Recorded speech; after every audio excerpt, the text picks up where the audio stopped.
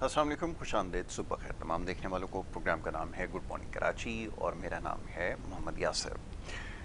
नाज़रीन, programme good morning Karachi में मुख्तलिफ मामलात और मसाइल के हवाले से गुफ्तगू की जाती है और मुल्की सियासी सूरत हाल हो, मुआशी सूरत हाल हो, ये दीगर मामलात और मसाइल कोशिश करते हैं सुबह के वक्त उसके ऊपर गुफ्तगू की जाए। आपके सेहत के हवाले से मामलात और मसाइल भी प्रोग्राम में ज़ेर बहस आते हैं। प्रोग्राम का फॉर्मेट कुछ ऐसा तरतीब दिया है कि पहला जो हिस्सा है उसमें अमूमन मुख्तलिफ नौइयत के मामलात और मसाइल पर गुफ्तगू होती है, समाजी मसाइल हों या इस वक्त सियासी सूरत हाल हो या इस तरह के दीगर मामलात। और दूसरा हिस्सा हमने मख्तस किया है जिसमें हम बात करते हैं आपके सेहत के हवाले से मामलात और मसाइल पर। वो सिलसिला जारी रहेगा।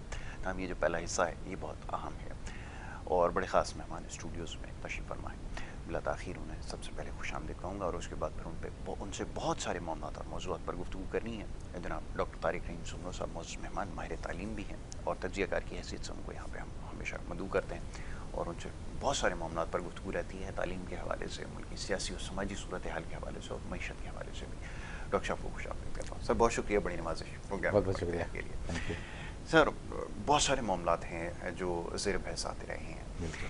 मैं ये देख रहा हूँ कि पूरी दुनिया में इस वक्त जो एक मौजू है या एक अहम मसला जो है उसके ऊपर सबसे ज़्यादा लोग इस वक्त बात कर रहे हैं, वो है जो माहौलियाती तब्दीली है इस हवाले से। और कहीं ना कहीं उससे फूड सिक्योरिटी और इस तरह के दीगर मामला भी उससे कनेक्टेड हैं। तो हम जिस मुल्क में रहते हैं वहाँ पर अभी शायद हम उस जगह नहीं पहुँचे हैं कि इन मामलात के ऊपर बात करें। चंद एक लोग ज़रूर कोशिश कर रहे हैं इसके हवाले से कि ज़रा आगे ही पहुँचाई जाए, हमें ख़ुद क्या करना है, हुकूमतों की क्या ज़िम्मेदारी है। ये तमाम मामलात ज़ेर बहस आ रहे हैं, तमाम उस तरह नहीं हो रहा जिस तरह से काम होने की ज़रूरत है। मैं चाहूँगा ज़रा इस प्रोग्राम के ज़रिए ये बात सामने आए कि इसकी कितनी ज़रूरत है इस वक्त, हम इसके बारे में सोचें, इसके ऊपर क्या कुछ करने की ज़रूरत है, इसके ऊपर अमलन कुछ हमारे पास करने के लिए हो, कोई प्लान हो, कुछ तरीक़ाकार हो। मैं चाहूँगा ज़रा यहाँ जी, से बहुत बहुत शुक्रिया। जी, बिल्कुल सही। अच्छा, इसमें आपको पता है कि यूनाइटेड नेशन ने हमें जो है सस्टेनेबल डेवलपमेंट गोल्स इन्होंने मुरतब किए। कुछ गोल्स पे उसके बाद 17 गोल्स अब आ गए फाइनल। उसके बाद ये था कि 25 तक पहले ये था एम के ये सारे अचीव हो जाएंगे, लेकिन हालात ये थे कि फिर इसको आगे डेट को लेके जाना पड़ गया। अच्छा, अब 17 गोल्स का मकसद ये है कि 17 गोल्स वही हैं जो हमारे किसी भी माशरे में या किसी भी रिलीजन में होती हैं चीज़ें, लेकिन उन्होंने इसको इस तरह किया कि अच्छा अब हमारे पास दो किस्म की कंट्रीज़ हैं जिनको हम कहते हैं कि जी डेवलप्ड कंट्रीज़ हैं और अंडर डेवलप्ड कंट्री। अच्छा, अब हर एक की अपनी कैपेसिटी है, हर एक ने अपनी कैपेसिटी के थ्रू उनको अचीव करना होता है। अब वो कैसे अचीव होंगे डिपेंडिंग ऑन सिचुएशन की, जी वो कितना उस पर अमल करते हैं। एक तो ये हो गया। अच्छा, अब जो माहौल ख़राब हुआ है उसका भी पहले समझना चाहिए, उसके बाद फिर हम अवेयरनेस की बात आपने जैसे कही, और फिर पाकिस्तान की बात, फिर मैं तीनों स्टेजेस पे आ रहा हूँ। तो असल में देखें, जो हमारी मदर अर्थ है उसको जो प्रॉब्लम हुए वो हमने ही पहला प्रॉब्लम पैदा की, कोई कुदरती प्रॉब्लम्स नहीं है। कुदरती चेंजेस आ रही हैं क्योंकि हमने माहौल ख़राब किया है। अच्छा, अब उसमें सबसे ज़्यादा जो शेयर है वो शेयर डेवलप कंट्री का, जो अपने आप को डेवलप करते हैं। फिर आप देखें कि इंडस्ट्रियल रेवोल्यूशन IR4 या IR5 की बात हो रही है, ये सारे के सारे कॉजेज़ भी बने, ठीक है, सहूलतें भी बनी हैं आवाम के लिए, लोगों के लिए, लेकिन ये प्रॉब्लम्स भी बने हैं।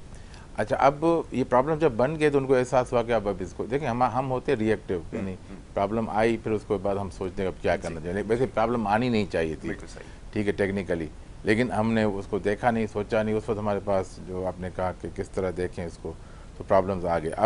अब जितना रोल या जितना जिन्होंने प्रॉब्लम पैदा की उनको ज़्यादा अदा करना चाहिए, लेकिन भुगत रहे हैं वो, जैसे हमारे कंट्री है, आप देखा आपने कि जी फ्लड्स ने कितना तबाही मचा दी और दूसरी चीज़ें।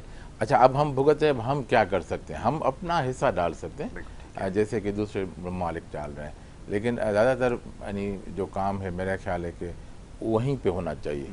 अच्छा, अब आते हैं पाकिस्तान की तरफ। पाकिस्तान एक समझेंगे गरीब मुल्क है, हमारी बजट हमेशा डेफिसिट में जा रही होती है। अच्छा, अब हम कर्ज़े के ऊपर चल रहे होते हैं।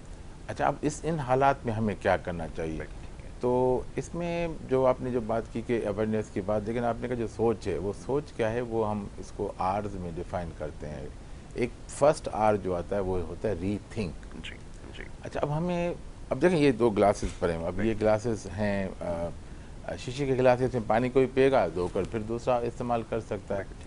लेकिन अगर इसकी जगह प्लास्टिक के गिलास रखें जो डिस्पोजेबल होंगे, वो फिर एक मेस क्रिएट करेंगे और वो प्रॉब्लम आगे बढ़ेगा। तो हमें पहला कॉन्सेप्ट जो हमारा है वो रीथिंक का। रीथिंक में फिर हम आते हैं कि रीथिंक वो करते हैं जिनके पास तालीम हो। हमारी तालीम की हालात 58% एजुकेटेड पाकिस्तानी हैं, लेकिन उसमें जिनको एजुकेटेड कहते हैं वो सिर्फ अपना नाम और अपना नाम पढ़ सकते हैं, अपना नाम और लिख सकते हैं, लेकिन किसी और का नाम भी नहीं पढ़ सकते। ऐसा ही अपना नाम पढ़ सकते हैं, सिर्फ अपना नाम पढ़ सकते हैं। तो अब हमारे पास डेफिनेशन, ये भी एक अजीब सी डेफिनेशन, लेकिन है, हमें उसको एक्सेप्ट करना पड़ेगा। तो अब वो पढ़ा लिखा हो गया। अब जब पढ़ाई आपके जनी जो नॉलेज नहीं होगा, एजुकेशन नहीं होगी, तो फिर आप रीथिंकिंग का सोच ही नहीं सकते। अब थोड़ा सा बाहर चलते हैं स्टूडियो के, आप अभी देखेंगे ट्रैफिक जो चल रही है उसमें कितना पोल्यूशन ट्रैफिक से निकल रहा है। बाकी छोड़ दें, देखिए जितनी गाड़ियाँ हैं उतने रोड्स नहीं है, उतनी गाड़ियाँ हैं। उसके बाद पोल्यूशन कितना निकल रहा है, कोई हमारे पास बैलेंस, चेक एंड बैलेंस है। यूएई में हम होते थे तो हमारी गाड़ी हर साल चेक होती थी। अगर कोई भी प्रॉब्लम है तो पहले उसको फिक्स करवाएं, उसके बाद फिर उसको सर्टिफाइड होता है। सर्टिफिकेट 1 साल का होता था। हो सकता है उसको अगर बीच में भी कहीं आपकी गाड़ी को कोई प्रॉब्लम देख रहे हैं, कोई धुआं निकाले, उसको रोकते थे, उसको कहते हैं इसको फिक्स करवाएं और फिर उसके बाद आप गाड़ी चलाएं।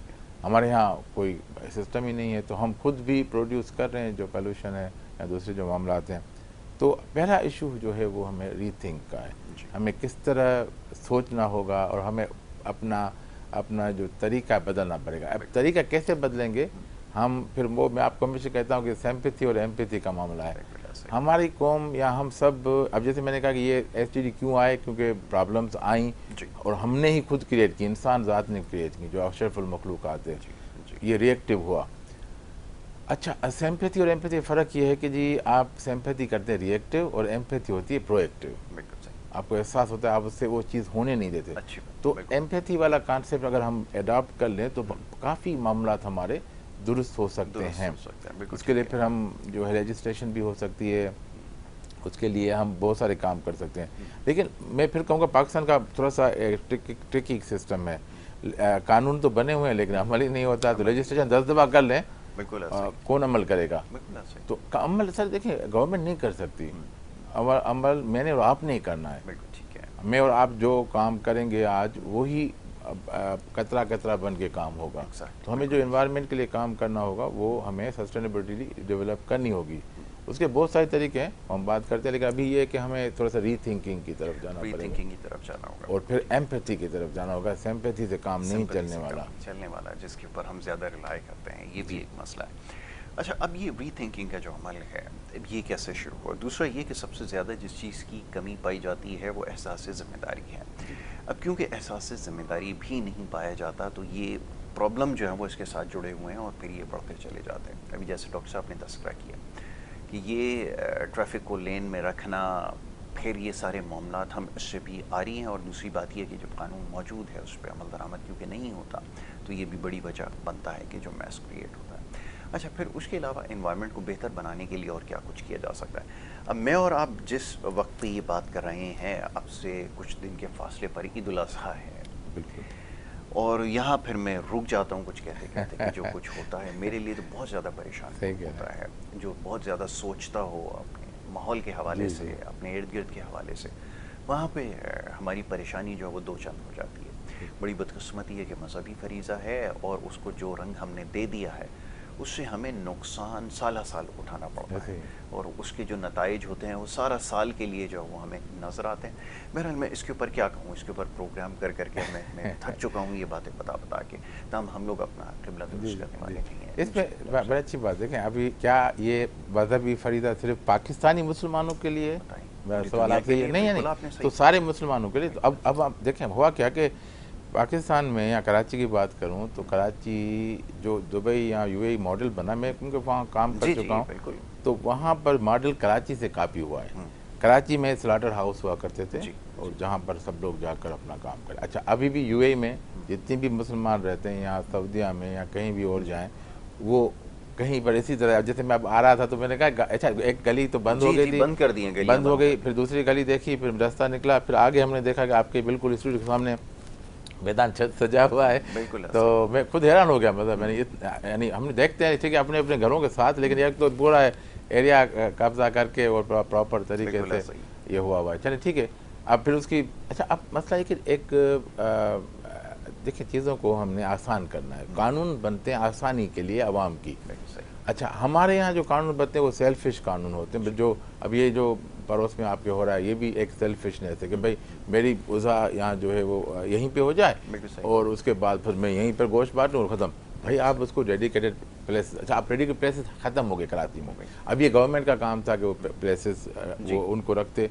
यूएई ने कराची का मॉडल फॉलो किया, अब वो अमल कर रहे हैं और बाकी मुसलमान मुल्क भी ऐसे ही कर रहे हैं। इंडोनेशिया चले जाएं या किसी और कंट्री में चले जाएं, वो बिल्कुल प्रॉपर तरीके से करें।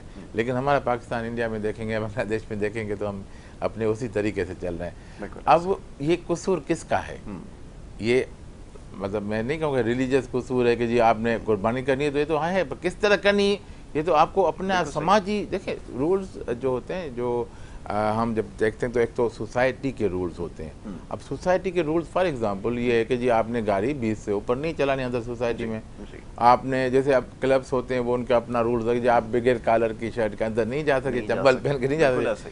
तो ये कानून एक्स्ट्रा कानून होते हैं सोसाइटी के, जो कि रिलीजन या मुल्क के कानून से उनका कोई ताल्लुक नहीं, वो वही रहेंगे, वो वही इंटैक्ट रहेंगे, लेकिन फर्दर वो कानून बनते हैं। हमारी सोसाइटी के क्या कानून बने कि जो जिसकी लाठी उसकी भैंस, तो ये हमारा कानून जब जिसकी लाठी उसकी भैंस का कानून बनेगा तो फिर हम क्या एक्सपेक्ट कर सकते हैं?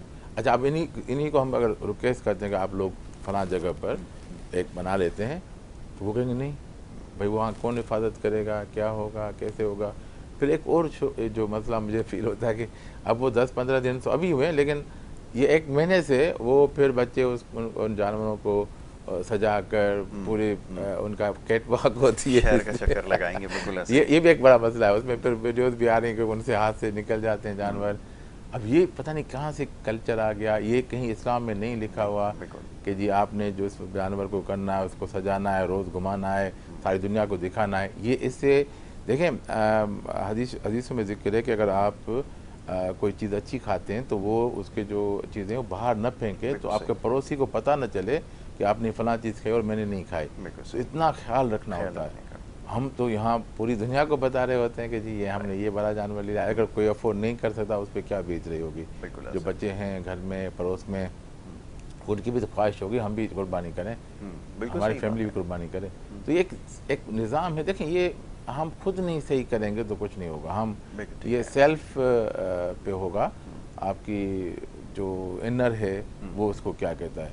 यहाँ पर ये ना, अगर मैं कहता हूँ अगर इमाम मेहदी आ जाएंगे तब भी कुछ नहीं होगा, क्योंकि हमने खुद करना। इमाम मेहदी कहेंगे आप ये करें भाई, बिल्कुल सही, और फिर वो होगा। वरना ये इस तरह देखें पुलिस आ जाए, फौज आ जाए, कुछ भी नहीं होने वाला। ये आपने खुद करना है, इसमें कोई ज़रूरत नहीं है किसी की मदद की। लेकिन आपके यहाँ क्या आपको शऊर है इस चीज़ का? मैं वही डॉक्टर साहब बात कर रहा हूँ कि शऊर की बात है और सेंस ऑफ ओनरशिप कैसे वो बहाल हो। क्योंकि मैं ये देखता आया हूँ बहुत सारे ऐसे ममालिक हैं जहाँ लोग शायद इतने तालीम याफ्ता नहीं है, लेकिन सेंस ऑफ ओनरशिप तो है, वो तो नज़र आती है। यहाँ तो मुझे वो भी नज़र नहीं आती। ये बड़ी परेशानी इसलिए कि फिर मैं पुरानी बात करूँगा कि हमारे यहाँ जो है तरबियत जो बच्चों की है वो हम उसको एग्ज़ाम्स की सूरत में दे रहे हैं, और फिर वो फेसबुक पे दूसरी मीडिया पे मेरा बच्चे ने फर्स्ट पोजीशन, वो कितने आउट ऑफ कितने थी पता नहीं है, लेकिन फर्स्ट पोजीशन ये वो हम बच्चों को बचपन से ही कंपटीशन की तरफ लेके जा रहे हैं। जापान मॉडल देख लें, फिनलैंड मॉडल देख लें, वहाँ पर बच्चों को तरबियत इखलाकियात की दी जाती है। जो फर्स्ट 3-4 क्लासेस हैं कोई एग्ज़ाम नहीं है, उनको एग्ज़ाम होगा वो पास होंगे, वो जो भी सोशल जो एक्टिविटी करके वो पास होंगे। किसी को मतलब पास ही होंगे, किसी का ग्रेड बड़ा नहीं होगा, छोटा नहीं, सब एक जैसे होंगे। अगर आपको याद होगा एक वीडियो भी आई थी और कहानी भी थी कि कुछ डिसेबल बच्चे जो थे वो एक रेस में शामिल थे, एक बच्चा गिर गया तो सारे रुक गए थे। अच्छा, अब हम अगर होते नॉर्मल और हम रेस कर होते, गिर जाता तो हम तो कहते मैं तो अच्छी बात है, गिरा तो मैं तो पहुँचूँ, और कम हुआ, बिल्कुल और कम हुआ, मैं तो जीतूँ। लेकिन वो सारे बच्चे को रुक गए, उसको हेल्प की, फिर सब ने साथ मिलकर अपनी रेस कंप्लीट की। तो ये वो बच्चे हैं जिनका मेंटली ये बच्चे सही नहीं थे, लेकिन कुदरती ये सही थे। हम कहाँ बैठे हुए हैं, I have no idea what to say. लेकिन ओनरशिप नहीं, आप सही कह रहे हैं, सेंस ऑफ ओनरशिप के साथ आपको मतलब यानी अवेयरनेस ही नहीं है कि क्या सही है क्या गलत है। ठीक है, यानी आप गाड़ी चलाते हुए कहीं रुक जाऊंगा मैं ब्रेक सिग्नल पर, तो मुझे पीछे से गालियाँ पड़ती हैं कि जी बिल्कुल ऐसा ही।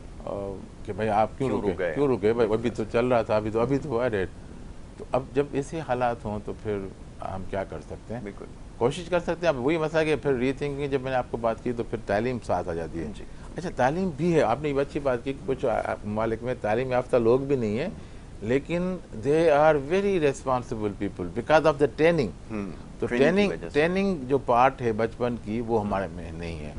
माँ की गोद ट्रेनिंग हुआ करती थी, आजकल माँ की गोद मोबाइल के साथ है, तो वो भी हाय हाय बच्चा हाय। वही करेगा, वही सीखेगा जो वही उसमें है। सीखेगा। तो माँ बैठी भी हुई है गोद में, बच्चे को दूध भी पिला रही है और वो मोबाइल पे देख रही है। तो आजकल यही हो रहा है, तो बच्चे भी इसी तरह करेंगे आगे चलकर। तो बिल्कुल ऐसा ही है। Training is missing in our society. बिल्कुल ऐसा अब ही वो है। कैसे होगा, हमें खुद करनी पड़ेगी, हमें कोई ऊपर से आकर फरिश्ता नहीं ठीक करेगा। नहीं बताएगा, बिल्कुल ऐसा ही है। बता चुके हैं सब, हर हाँ, चीज़ हमारे क्लियर पास तो हमारे सारी पास होती है कि हमारे पास मौजूद हैं, इन्फॉर्मेशन सारी चीज़ें है, हैं, सब कुछ लेकिन है। हमारा अमल नहीं है।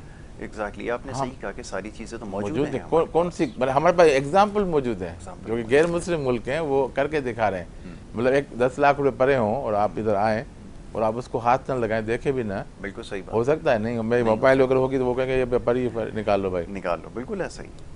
अब यानी हमारे यानी ऐसा ऐसा भी नहीं है कि वो कहे कि भाई अच्छा, ऐसे भी मेरे दोस्त एग्जांपल देते हैं कि हम 4-5 लोग सारे मतलब वेल ऑफ, अब एक गए नमाज के लिए, वज़ू करने वापस आया, एक बंदे का मोबाइल गुम। गुम। अब वो बिल्कुल। नमाज के वज़ू के लिए गए थे, बताएं। अब उन्हीं में से एक ने उठाया, सारी बात है कि हमारा उस वक्त कोई भी नहीं था, बिल्कुल। अब वो कुछ बोल भी नहीं सकते किसी को।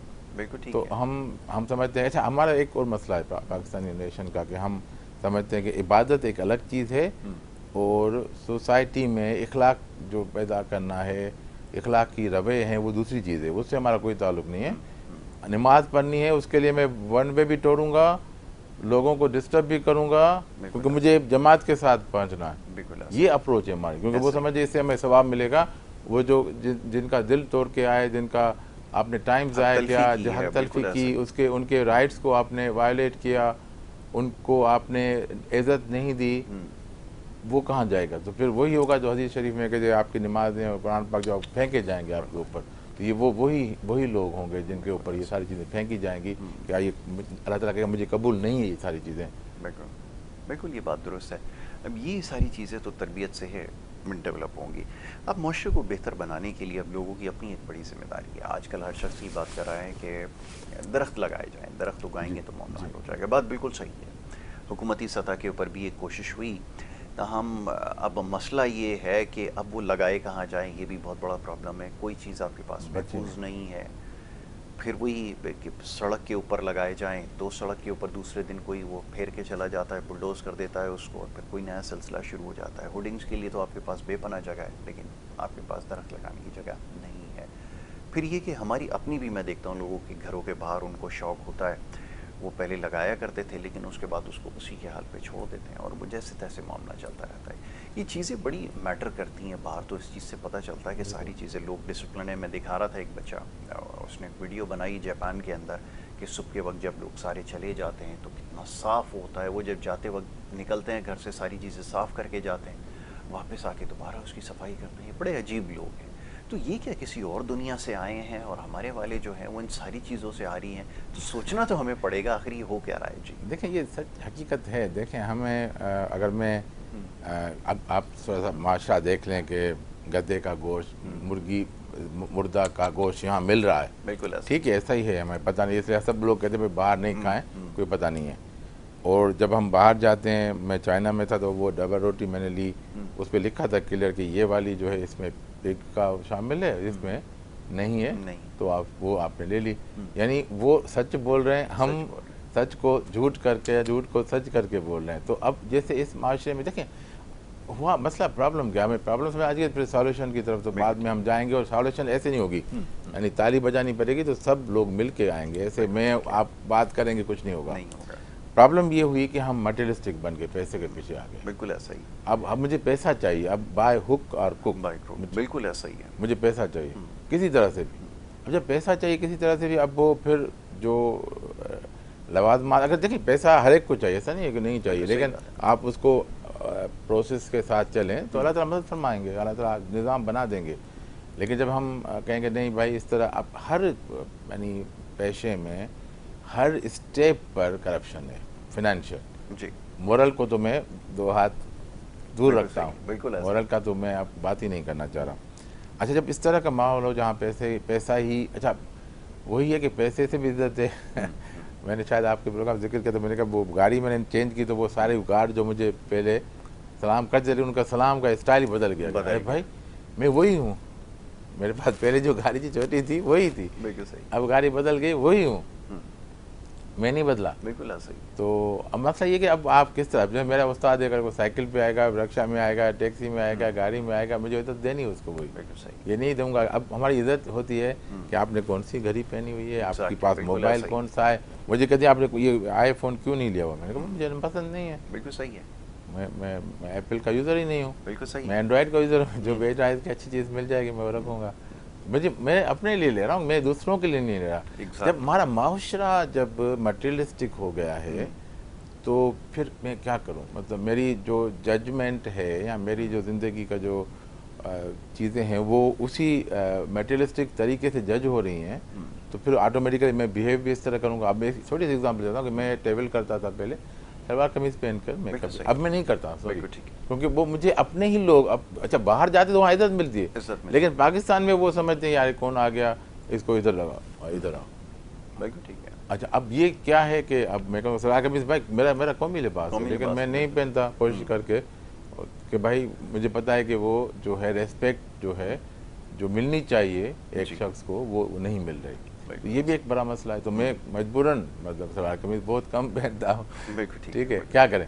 अब मसला है कि मुझे पता है कि माशरा ऐसा हो गया, अब मैं यूएई में रहूँगा, किसी और जगह अमेरिका कनाडा वहाँ पाऊँगा तो मैं फ़ख्र से चलूँगा, वो लोग मुझे कहेंगे यार ज़बरदस्त, ये कौन सा लिबास आप पहन के आए हो, अच्छा जी, लग रहा है, जी। लेकिन यहाँ नहीं हो सकता।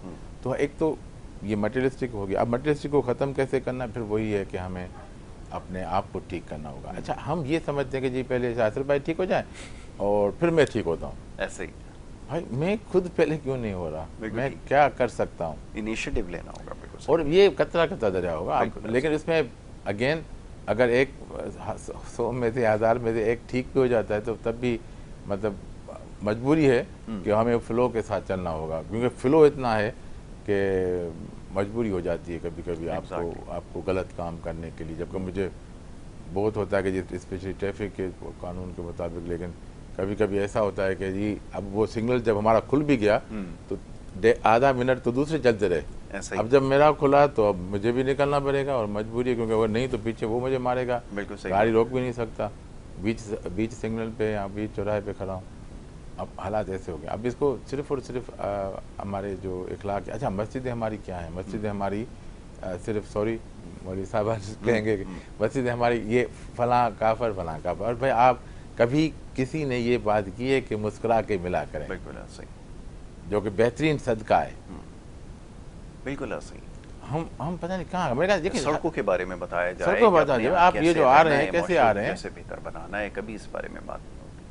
मैं एक दिन मतलब मेरे वज़ू नहीं था, मेरा नॉर्मली वज़ू होता है गाड़ी में नमाज़ पढ़ लेता हूँ, वज़ू नहीं था, मैं मतलब असर की नमाज़ निकल रही थी, मगरिब के करीब थे, वो यही थे, हम रोड फंसे हुए थे, क्योंकि पुलिस वालों ने हमें रोका हुआ था कि क्योंकि वो जो गलत वाले वो पहले जा रहे हैं, जी। उसमें दाढ़ी वाले जिनके टिक्के भी थे वो भी जा रहे हैं। मैंने कहा सुभान अल्लाह कि भाई ये मैं पहुंच जाऊं, अगर मैं नमाज हो जाएगी ठीक है, अल्लाह तो हम कबूल फरमाएगा, कज़ा भी हो जाएगी, मसला वो नहीं है। बिल्कुल सही। लेकिन जो 15-20 मिनट वो जो गलत लोग थे उनको हम प्रायोरिटी दे रहे हैं। बिल्कुल सही बात। बहुत सारी जगह आपको दिखा सकता हूँ जहाँ पर पुलिस रोकती है हमें उनको करने, तो ये हालात में हम नहीं कर सकते। हाँ, अब सब होगा, मस्जिदों से हमारे पास अच्छे पैगाम आए, बिल्कुल सही बात है। हमारे घरों में माओं की तरफ से अच्छे पैगाम आए, हमारे टीचर्स की तरफ से। बहुत तो ज़रूरी ये है। 3 स्टेक होल्डर है, फिर हम खुद अपना करेंगे नहीं। बिल्कुल सही तो बात है। लीडर इज़ बाय एग्जाम्पल होता है नहीं, मतलब मैं अब लीडर हूँ तो मैं कहूँगा जी मैं नहीं, अब जैसे हमारा एक ऑफिस का कार्ड मैंने रखा हुआ है यहाँ पर, तो मैं जैसे गाड़ी में बैठूंगा वो पहन लूंगा। बिल्कुल सही। अच्छा, अब मेरे पास जो आएगा वो फिर खुद, मैं उसको कहूँगा नहीं अपन नहीं पहना, Exactly. तो वो खुद फील करेगा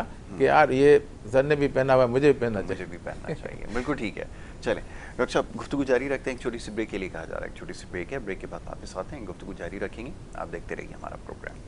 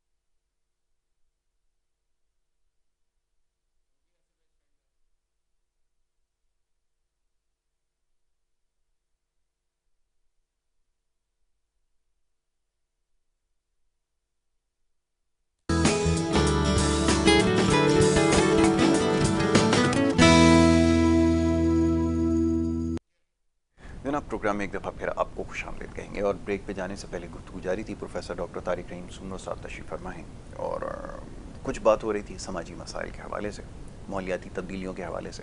पूरी दुनिया में इस वक्त जो है वो बहस हो रही है, मुबाहिसे हो रहे हैं, कैसे इसका हल निकाला जाए। जो कुदरती आफात जिनको क्लाइमेटीज़ हम कहते हैं, इससे कैसे बचा जा सकता है, क्योंकि रोक तो इनको नहीं सकते। बहरहाल इनके जो असरात हैं, इनसे जो नुकसानात होते हैं, उसको कैसे कम किया जाए। फिर इसमें कुछ हुकूमतों की ज़िम्मेदारी, कुछ हमारी अपनी ज़िम्मेदारी है, हम इसमें कैसे हिस्सा डाल सकते हैं। लेकिन हम तो इस मामले में इस हद तक पीछे हैं कि अभी कुछ देर पहले ये बात ज़ेर बहस आई कि सड़क पे हमें चलने का भी अभी नहीं पता कि किस तरह चला जाता है। गाड़ियाँ लेके जब सड़कों पर आते हैं तो क्या कुछ हमारे यहाँ तमाशा नहीं होते। तो जब इस तरह की सूरत हाल हो तो फिर तो बड़ा मुश्किल है ये सोचना कि माहौल को कैसे बेहतर बनाया जाएगा, कैसे इसका ख्याल रखना है। ये अल्लाह ने जो ज़मीन बनाई है, ये जो मुल्क हमें दिया है, इसका तहफ़्फ़ुज़ कैसे करना है, इसको कैसे इस माहौल को ऐसा रखना है कि आने वाली नस्लें यहाँ पर सांस ले सकें। इस वक्त मसला ये है कि हमारे अपना जो हमारी बका है वो ख़तरे में है। जिस तेज़ी से दरख्तों को हमने काटा है, छोटे छोटे मकासद के लिए, छोटे छोटे फ़ायदों के लिए हमने जिस तरह माहौल को नुकसान पहुँचाया है, अब ये पाकिस्तान में आने वाले दिनों में जो सबसे बड़ा मसला होगा, आज आप ये नोट कर लीजिए, वो ये होगा कि जितने भी ज़मीनें जिसके ऊपर हम ज़राई अजनास पैदा किया करते थे, बड़ी तेज़ी से हाउसिंग सोसाइटीज़ में उनको तब्दील करना हमने शुरू कर दिया और वो आहिस्ता आहिस्ता बढ़ते बढ़ते सूरत हाल यहाँ तक पहुँच जाएगी कि जब आबादी इस वक्त तो आप लोगों को गुमराह रखते हैं कि 20 करोड़ है, 22 करोड़ है, ताहम वो अपनी स्पीड से जो है वो बढ़ती चली जा रही है। और अगर 25 करोड़ है आज 2024 में, तो अंदाज़ा ये लगाइए कि 2050 में ये आबादी अगर इसी तनासुब से बढ़ती रही तो फिर हम कहाँ खड़े होंगे। और जो वसाइल जो आज हमारे पास नहीं है, बिजली ख़त्म है, गैस ख़त्म है और दीगर वसाइल जो कि हमें ये समझाया गया कि हम दुनिया में बहुत ज़्यादा खुद कफ़ील हैं या ना जाने कितने 100 साल की गैस हमारे पास है और क्या कुछ है, वो सब जो है वो एक्सपोज हो चुका है। वो 60 साल के अंदर वो तमाम मामला वो रिसोर्स हमने ख़त्म कर दिए हैं। तो जनाब अब आगे देखना है वसाइल कैसे पैदा करने हैं, ये सोचना होगा, क्योंकि बड़े ममालिक में इस वक्त यही बहस है कि वसाइल कैसे पैदा करने, कैसे ये जो इतने बड़ी तादाद में लोग यहाँ पर आबाद हैं इनके बारे में सोचना होगा। इनकी खुराक का मसला है, रिहाइश का मसला है, इनकी बका का मसला है। हमारी तो शायद तरजीहात में ये नहीं है। अभी मैं कल देख रहा था कि बजट के हवाले से जो आ रही है, जो चीज़ें सामने आई हैं उसमें यही है कि टैक्सेस में मज़ीद इजाफ़ा किया जाए, कैसे मज़ीद जो है वो GST का इजाफ़ा किया जाए, कैसे जो है वो तकरीबन 1200 अरब रुपए जो है वो निकाले जाएं और उससे भी ज़्यादा हो सकता है कि वो टारगेट जो है वो रखा जाए। ये शराइत में शामिल है। अब आप बताइए कि ऐसी सूरत हाल में क्या किया जाए। जी डॉक्टर साहब। जी, इसमें वो एक आर्टिकल बहुत पुराना मैंने लिखा था न्यूज़ में, वो था कि पेनाडोल ट्रीटमेंट, हम पेनाडोल ट्रीटमेंट क्या है कि जी आपको बुखार है, आपने खा ली, आपको बुखार खत्म, आपने काज नहीं देखा कि उसके लिए एंटीबायोटिक चाहिए थी या क्या चाहिए था, आपने नहीं देखा। हमारा पूरा माशरा जो है, स्पेशली पाकिस्तान की बात करूँगा, हम पेनाडोल ट्रीटमेंट पे चल रहे हैं कि अब ये मसला किस साल को। कभी आपने ये सोचा है कि कोई हमारे जो लीडर है वो बताए कि जी मैं अगले नस्ल को कहाँ देख रहा हूँ मैं। अब अच्छा, अब मेरे ख्याल में शायद इंडोनेशिया या सिंगापुर में अभी जो बैठे हुए हैं लोग, उन्होंने कहा है कि हम अपनी अब डिग्री रिवाइज़ करेंगे, क्योंकि उन्होंने कहा कि हम अपनी डिग्री नहीं लेंगे, क्योंकि हमें पता जो पुरानी डिग्री थी, हमें आजकल के जो हालात पता नहीं, अब हम नई डिग्री लेंगे तभी हम ये काम कर सकेंगे, वरना हम ये इस नौकरी के लायक नहीं रहे। तो हमारे यहाँ तो ऐसा है नहीं, हर जो नालायक है उसको आगे आपने कर दिया। Right person to the right job है ही नहीं, wrong person to wrong job ऐसे हो रहा है। तो जब इस माहौल में हम बैठेंगे तो होगा कुछ नहीं जी। अच्छा, अब ये जो आप कह रहे हैं कि हमें सोचना चाहिए, देखिए ये बातें हम कर तो रहे हैं, लेकिन जिनको करनी चाहिए उनको उनका बिल्कुल इदराक ही नहीं है। उन्होंने कभी ख्वाब में भी नहीं सोचा होगा कि मैं प्राइम मिनिस्टर बनाऊँ या मैं प्रेसिडेंट बनाऊँ या मैं मिनिस्टर बनाऊँ एनवायरनमेंट का, मुझे ये मेरा काम असल ये वो मिनिस्टर बनना है कि जो मुझे झंडे वाली गाड़ी चाहिए, पीछे मुझे स्क्वाड चाहिए और जब मैं जहाँ जाऊँ मुझे प्रोटोकॉल मिले। तो जब जो इंटेंशन उस बंदे की ये है तो उसे आप क्या करें। अगर कोई पोजीशन आपको मिलती है तो वो तो जिम्मेवारी है, वो तो एक इम्तिहान है। तो अब जब भी मेरे पास आते हैं कि जी आप ये फला पोजीशन, मैंने कहा जी मैं तो अल्लाह ताला से दुआ करता हूँ मैं कामयाब हो जाऊँ, जितना अरसा रहूँ अपना अच्छा काम कर सकूँ। क्योंकि जब आप ये सोच लेंगे कि आपका जो पोजीशन आगे चले, आपने वो इंजॉय करने, प्रिविलेजेस या पर्क्स, तो ऐसा नहीं है। आपको उस काम के लिए चूज़ किया गया, लेकिन वही मसला है कि वो काम के लिए क्या राइट पर्सन चूज़ किया गया, वो तो नहीं, वो कोई किसी की सिफारिश या बरादरी या कोई और मैकेनिज्म कि जी यहाँ से 4 मेंबर में से एक हमने मिनिस्टर बनाना, इस 4 में से इसमें से 2 मिनिस्टर बनाने, ये इस तरह की चॉइसेस होती हैं। आपके पास चॉइसेस हैं भी नहीं, तो ये फिर कैसे सोचेंगे एक माहौल। अब आपने जो बड़ी अच्छी एग्जांपल दी कि अब मैं जाता हूँ अपनी ज़मीनों की तरफ, से जो रोड्स पे हैं वो सारी सोसाइटियाँ बनती जा रही हैं। बिल्कुल ऐसे ही। अच्छा, अब सोसाइटी बनती जा रही है, आगे फिर वो ग्रो कहाँ होगी, गंदम कहाँ उगाएंगे, कपास कहाँ उगाएंगे। बिल्कुल, अभी तो ठीक है, जगह है हमारे पास, काम चल रहा है। अच्छा, फिर पानी भी कम हो रहा है, तो वो उगाने के लिए हमें पानी भी चाहिए।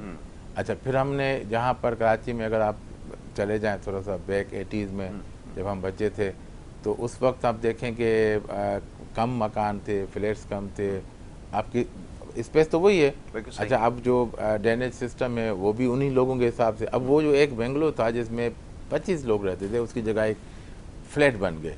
अब फ्लैट बन गए, अब वो हो गए तकरीबन 600 लोग। अब 600 लोग उसी ड्रेनेज सिस्टम से उनका बेखराज हो रहा है। अब फिर ये गटर ब्लाइनें भर जाती हैं, ये पूरा क्योंकि सोच ही नहीं है। नहीं, अच्छा, फिर हमारे ये होता है कि जी आपने चीज़ें करी, रोड बन गया, फिर उसके बाद टेलीफोन वालों को ख्याल आता है, फिर गैस वालों को मेरी लाइन रह गई थी। यानी ये कोई ऐसा अभी तक हम ये नहीं कर पा रहे। अभी तक हमारे जो बिल्स हैं, जो टेलीफोन या बिजली या गैस का बिल भी एक दिन में नहीं आ रहा। तो अब मतलब जगह छोटी छोटी चीज़ें जो बगैर किसी पैसे के, किसी इमदाद के बगैर, किसी IMF के बगैर हम कर सकते हैं, वो नहीं कर पा रहे। बिल्कुल ठीक, क्योंकि हमें इदराक ही नहीं है। तो मैं क्या एक्सपेक्ट करूँगा, मतलब मुझे बताएं मैं क्या सोचूं या क्या आपको जवाब दूं, क्योंकि जो चीज़ें हम कर सकते हैं वो तो करें पहले। तो थोड़ा सा देखें, अब टॉलरेंस है। अब ट्रैफिक में हमें अगर टॉलरेंस हम पैदा कर लें कौम में, ट्रैफिक के कानून को इम्प्लीमेंट, कानून हर जगह लिखा हुआ है कि वन में नहीं तोड़ना, रेड सिग्नल नहीं तोड़ना, आपने क्या किया है? ये तो इसमें तो IMF नहीं रोक रहा है आपको कि इसको नहीं, सड़क को ठीक नहीं करें, कानून को फॉलो नहीं करें और हमें पैसे दें। वो तो आप करें जितने पैसे हम अच्छा, पैसे सारे सैलरी पर्सन देंगे, बिल्कुल ऐसे ही, क्योंकि वो पैसे बेचारे आते नहीं, उससे पहले कट जाते हैं। बिल्कुल, तो हम कुछ कर भी नहीं सकते, हम मायूस हैं, हम चुप करके बैठे हैं, क्योंकि बिल्कुल ठीक है, जो जिनको देने चाहिए वो कुछ नहीं कर रहा, वो कुछ नहीं कर रहा। बिल्कुल ऐसा ही डॉक्टर साहब ने सही निशानदेही की है कि जो हमें अपनी जिम्मेदारी है वो पूरी करने की ज़रूरत है। छोटी छोटी चीज़ें करें। डॉक्टर साहब, वक्त क्योंकि मेरे पास बिल्कुल अब तकरीबन ख़त्म हो चुका है, लेकिन जब भी आप तशरीफ़ लाते हैं मैं हमेशा आपसे गुजारिश करता हूँ, और ऐसे आपको जो है मैं जाने आज भी नहीं दूंगा जब तक मैं आपसे कुछ नहीं सुनूंगा। क्योंकि डॉक्टर साहब जो बड़े अच्छे शेर भी कहते हैं, और उन अशार में हमारे जो इस वक्त की जो सूरत हाल है, जो ख़ास तौर पे जो समाजी हालत है, जिसके बारे में बड़ी अच्छी और बड़ी सैर हासिल गुफ्तगू हुई है, उसकी जो है वो मंजरकशी करते हैं। जनाब, ये जो है वो सिलसिला जारी रहेगा, क्योंकि बहुत सारे पैगाम इस हवाले से हमें मौसूल होते हैं। इन मामलात के ऊपर भी गुफ्तगू की जाए, ख़ास तौर पे ये जो माहौलियाती तब्दीली है, जैसा मैंने अर्ज़ किया प्रोग्राम की इब्तिदा में, कि पूरी दुनिया में ये मौजूद इस वक्त ज़ेर बहस है। ये जो वसाइल जिस तेज़ी से हमारे कम होते चले जा रहे हैं, हमारा बजट जो आपसे कुछ दिन बाद पेश किया जाएगा, उसमें सिर्फ हमें यही देखने को मिलेगा कि टैक्सेस का जो हजम है उसको कैसे बढ़ा दिया जाए, और वो भी किससे वसूल करना है। एक सर्विस सेक्टर है, जो खिदमत का शोबा है, वो सबसे ज़्यादा टैक्सेस आपके अदा कर रहा है, उसी के ऊपर मज़ीद आपने बोझ डालना है। इसके अलावा अभी तक कोई हिकमत अमली आपके पास तैयार नहीं हुई है। जी बस ये वो आजकल के माहौल के मतलब, ये पहले शायद अल्लाह का इनाम, अल्लाह का इनाम मेरा वतन पाकिस्तान, करो न बदनाम मेरा चमन पाकिस्तान, ये गलियाँ रस्ते हमारे हैं, हाँ, क्या फिर भी कचरे के नज़ारे हैं, नज़ारे, सफाई को निस्फ ईमान बनाना होगा, उठाओ कचरा करो वचन पाकिस्तान, अल्लाह का इनाम मेरा वतन पाकिस्तान, ट्रैफिक यहाँ की नफसा नफसी है, बिल्कुल हर एक को यहाँ पे जल्दी है, रास्ते की रुकावट न बनना प्यारे, इज्जत सबकी करनी मिशन पाकिस्तान, अल्लाह का इनाम मेरा वतन पाकिस्तान, उंगलियां हैं उठाते दूसरी जानिब, नफरतें हैं पालते दूसरी जानिब, नहीं देनी रुश्वत बनाओ जहन पाकिस्तान, अल्लाह का इनाम मेरा वतन पाकिस्तान, पाक ज़मीन पर झूठ बहुत है, पाक ज़मीन पर झूठ बहुत है, हमदर्दी है मगर गुरूर बहुत है, हक सच की बातें करना होंगी, देहाती घर समझ ले रतन पाकिस्तान, अल्लाह का इनाम पाकिस्तान। मेरा वतन पाकिस्तान, वाह। करो न बदनाम मेरा चमन पाकिस्तान। पाकिस्तान, बहुत खूब, बहुत खूब डॉक्टर साहब। और जनाब डॉक्टर साहब जब भी तशरीफ़ लाते हैं तो मुख्तलिफ़ मामलात पर हम गुफ्तगू करते हैं, तालीम के हवाले से और ख़ास तौर पर IT के हवाले से। इस वक्त जैसे मैंने कहा कि मुख्तलिफ़ मामलात जिस वक्त ज़ेर बहस आ रहे हैं, उसमें IT की जो तालीम है उसके ऊपर भी बहुत ज़्यादा काम हो रहा है, और हर तरफ आप AI का जो तस्करा सुन रहे हैं कि आर्टिफिशियल इंटेलिजेंस क्या है। तो इसके ऊपर इंशाल्लाह आगे डॉक्टर साहब एक जी नशिस्त बिल्कुल। होगी जिसके अंदर इसके ऊपर मौजूद पर तफसील से AI गुफ्तगू के करेंगे। मैं आपका बड़ा शुक्रगुजार हूँ थैंक यू। कि आपने अपना कीमती वक्त दिया, शो में तशरीफ़ लाए। डॉक्टर प्रोफेसर तारिक नईम सुमरो साहब हमारे साथ मौजूद थे। और वक्त हो रहा है यहाँ पे ब्रेक का। ब्रेक के बाद दूसरा सेगमेंट जो है वो जारी रहेगा। आप देखते रहिए हमारा प्रोग्राम।